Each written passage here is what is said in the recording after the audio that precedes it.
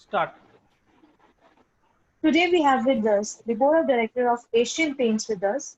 The company has been making the conscious efforts to be more eco-friendly and leave less footprints on the environment. We have with us Mr. Dheeraj Harjani, Mr. Sumit Raj, Ms. Sahitya S, and Mr. Neelaj Jasa. So, Mr. Dheeraj Harjani, can I ask you how can you say that Asian Paint is eco-friendly? Yeah, thank you, Anmol. Asian Paints, as mentioned by Anmol, has been a leader in CSR activities. Not only they are trying to have good environmental effects, but also they are trying, but also we are trying to be as diverse as possible in our social responsibility towards the society, because the society is the one which has given us this prestige, this value, as, and if we go in unison with society, I believe that we can achieve the highest standards of quality as well as satisfy our customers. Moreover, we can also satisfy our responsibility towards the society. So coming to some measures that we have taken since last year, and and we would like to continue, and we have also targeted in the 2020, is that we started with water replenishment, because water is a raw material which takes up a huge amount of space in our production.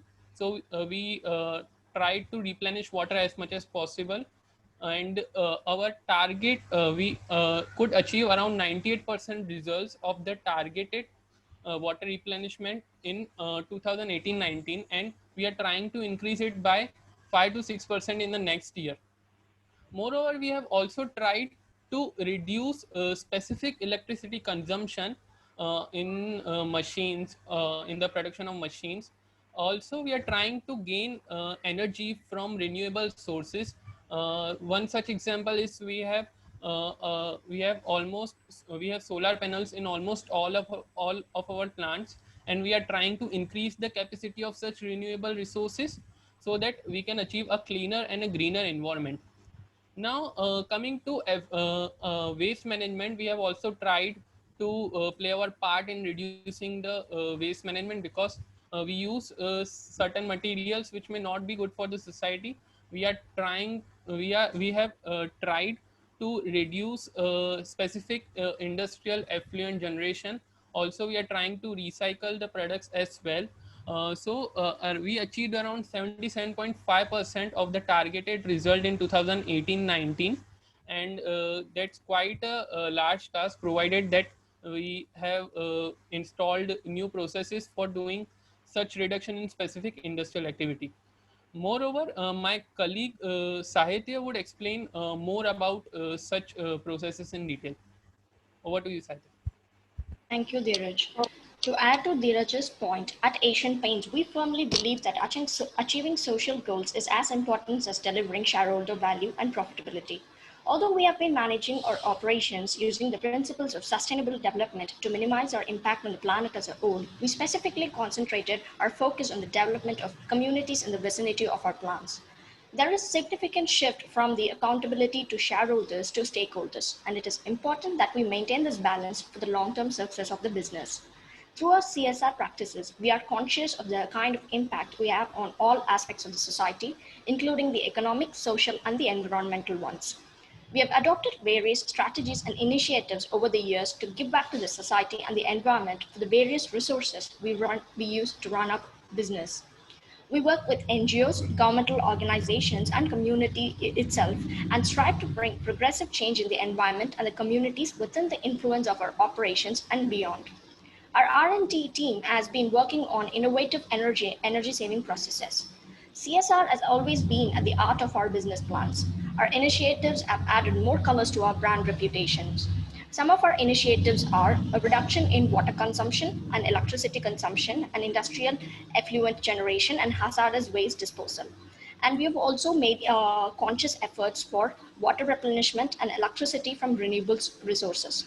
We have installed effluent recycling systems in our manufacturing facilities to reuse the recycled water for production. Waste converters to convert organic waste into manure has been one of the initiatives which we are proud of. We've achieved zero industrial discharge through the systems of reverse osmosis, improved incineratory systems, solvent resolved recovery, etc. Our R&D focuses on reducing the volatile organic waste by opting for alternative design techniques.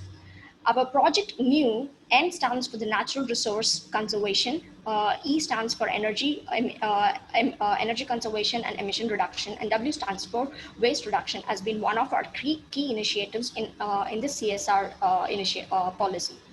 We also have something called as the circular economy, where we reduce the usage of virgin products and recycle the products that we have already used for production. Some of the other natural conservation things which we have taken are rooftop rainwater harvesting and recharge systems, and dam and lake desilting, and integrated watershed development in nearby villages. To add to it, we also have sustainable outdoor shade, solar lighting systems, and harvesting rainwaters.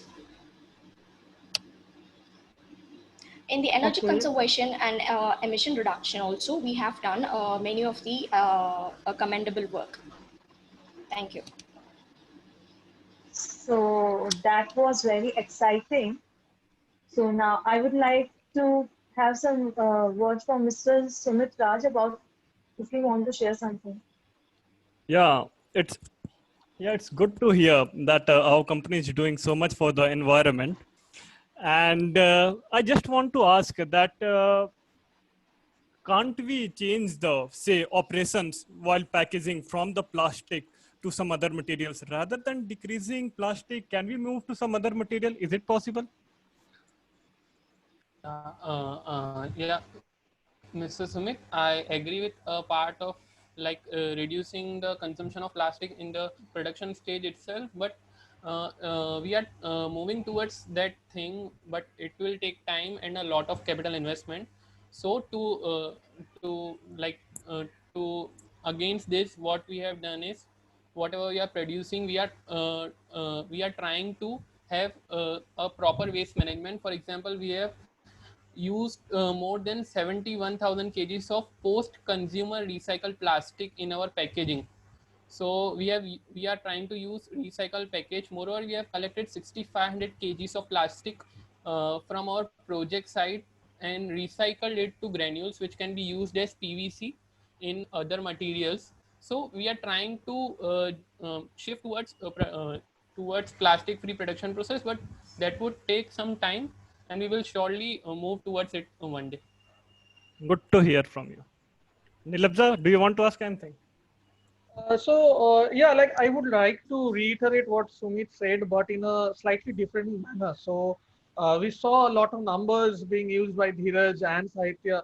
So just to put things in perspective, we had an annual report launched very recently, and we found that as of 2015-16, we had a target of a 20% increase in hazardous waste disposal. So what immediately happened in the next couple of years, not only were we able to reach that target, but we ended up having a -4% development in that sector. So we are currently in a very volatile situation as an industry, as a community wise, but we are still trying to project a 20% increase in hazardous waste disposal. And just to point out and reiterate what Sumit is saying, as an organization, I think we believe that reducing plastic usage is not the way. Scrapping the plastic usage entirely would be the way to be really eco-friendly. So I would just like to have some insight from my colleagues over here, whether we are looking at an entirely plastic-free organization in terms of promoting Asian Paints as a plastic-free organization. We have a lot of tags these days. We have organizations calling them net debt free. So maybe Asian Paints can become the first zero plastic usage company. So would you like to take that up, Sahitya or Dheeraj? Yes, Neelam. As a part of our extended producer responsibility, we have this plastic waste is one of the important cornerstones which we are going to focus on our CSR. So we have prepared an action plan to comply with the plastic waste management rules, and we believe that solving the problem of waste management requires nothing less than a radical attitude change in the mindset of the consumers. This is best achieved through a cooperative effort which encourages a sense of stakeholding in the entire process, right from the waste generation, primary collection, segregation, and to the recycling in the final disposal stage.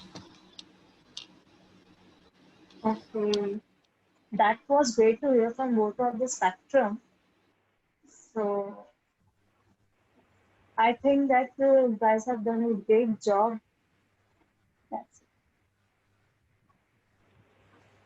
So Sahitya, just a cheeky question here. So if I ask just simply, if you go ahead and summarize in terms of what we had a discussion today, would you like to do that? Yes, Neela, it would be my pleasure. So at Asian Paints, we have always been one of those forerunners in the corporate social responsibility, and we would like to be so in the upcoming years as well. And these responsibilities that we do to our society and our community has a long-term impact on our business, and as an organization, it adds to the colors of our brand reputation. So I think we, even though that we might find at times face some difficulties in trying to achieve these goals, but the first and the foremost thing is that we strive harder than any of the other organizations in our league to be the best of our version of ourselves in the CSR. And I think that is something very commendable and it's very important. And I wish we go ahead with this attitude in the coming years as well. And also, keeping in mind the ongoing pandemic situations, our government has also enabled us to use the funds which we have saved for our CSR initiative for the for our COVID-19 protocol. So I think this is one of the places where the roadmaps which we have laid out for 2020 could also be achieved by trying to be a more socially and environmentally conscious organization. So it was an enriching session, guys. We would like to make organizations as eco-friendly as possible. With that, we call it a day. And thanks a lot for all the speakers. Thanks a lot, Anmol. Thank you. Thank you. Thank you, everyone. Thanks a lot. Thanks a lot.